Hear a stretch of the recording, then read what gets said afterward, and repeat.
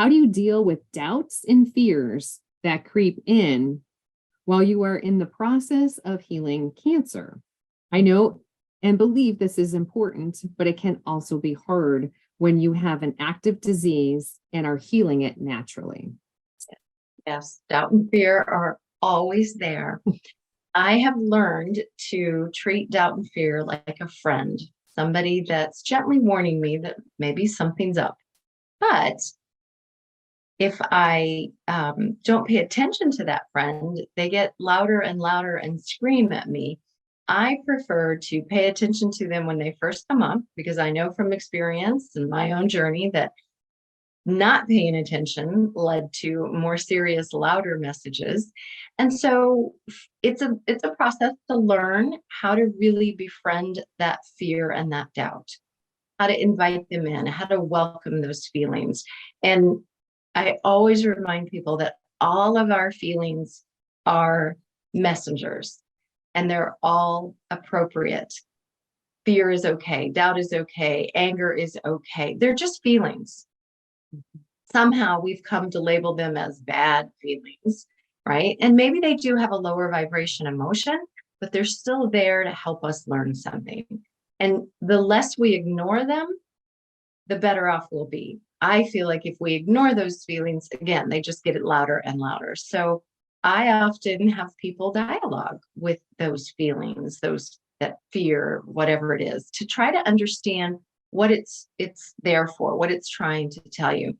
And we all know that fear can be a warning, right?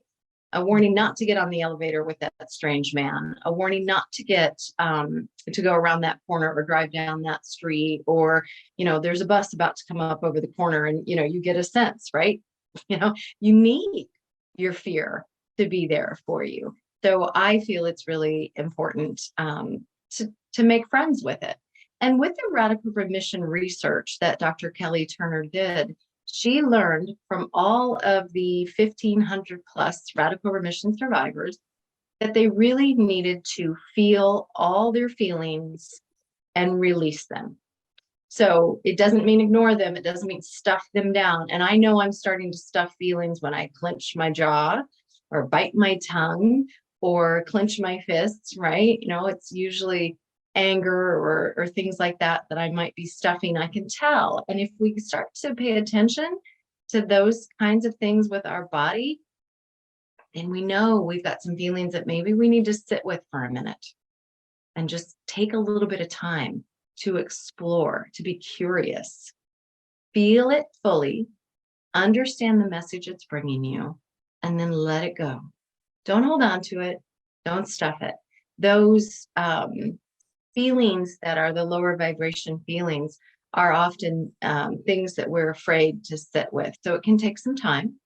But in that radical remission research, what all of the survivors were saying was that hanging on to those feelings is like hanging on to something in your body. And the traditional Chinese medicine believes that, emotions can get stuck in the body and cause a blockage, and that blockage can then cause disease or other problems. So it's really important that we process and release all of the feelings. Yes, it becomes stagnant chi.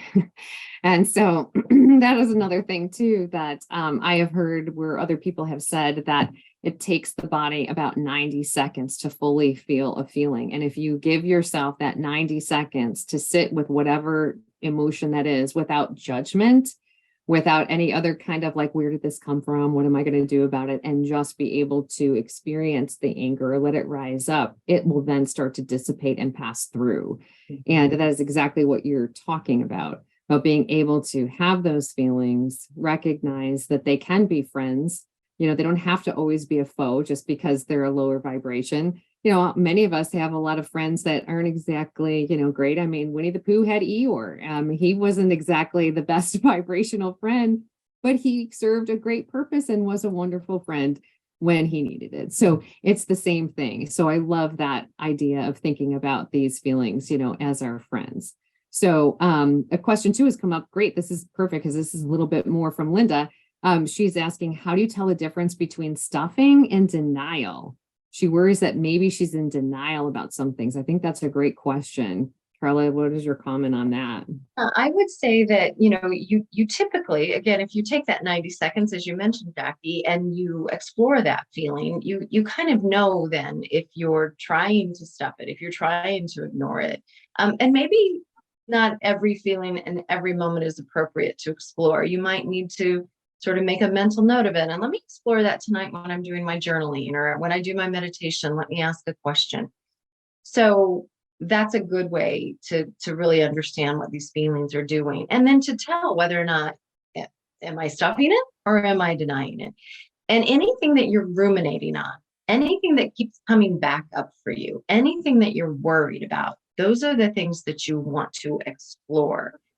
And denial, I think if we pay attention, we can get in touch with those things that we're trying to deny. And it can be a little bit difficult because we're all in this, I like to call it the hamster wheel of life, right? Where we're just rolling through life, trying to do what we do. And sometimes we just don't stop and pay attention. And I think it's easier to be in touch with our emotions, to be conscious of when they arise and what we're feeling about them and whether or not we're denying them, if we take time to just be, to just sit for a few minutes every day, to have 5 or 10 minutes even of just being quiet, where there's not input, right? How can we get in touch with our inner knowing, with our inner wisdom, or with a higher power if we're never quiet? And that is very true. Oftentimes we are so bombarded with all kinds of distractions and messages, literally, whether it's email, texting, there's always a variety of social media, right? So it's like, how do we find that? But it has to be intentional. We have to look for those moments or create them because they're not just going to come along. Yet we know that having these emotions, like you said, if they're our friends and we need to spend time with them, I like to say too, that if we listen to the whispers of our body, we don't have to hear it scream. And so it's very similar, right? Because if you're going to ignore your friend or a partner, spouse, they're not going to like it. They're going to need and require that attention. And so we need to make sure that we are valuing ourselves and those friends that come along with us and give it that time, which gives us that time, right, to bring that healing.